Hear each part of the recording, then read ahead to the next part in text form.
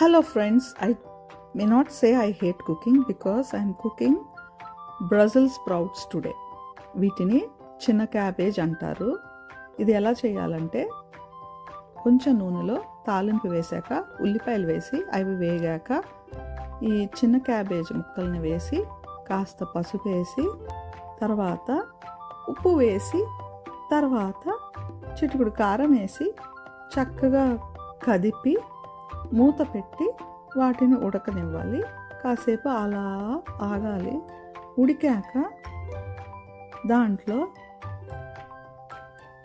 అల్లం తురుము, కరివేపాకు ఇంకా ధనియాల పొడి వేసి మళ్ళీ కాసేపు మూత పెట్టాలి. తర్వాత ఒక 2 నిమిషాలు అయ్యాక కొబ్బరి తురుముని దాంట్లో వేయాలి.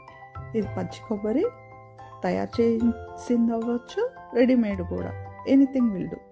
Then close the lid and wait for it to be cooked. That's all.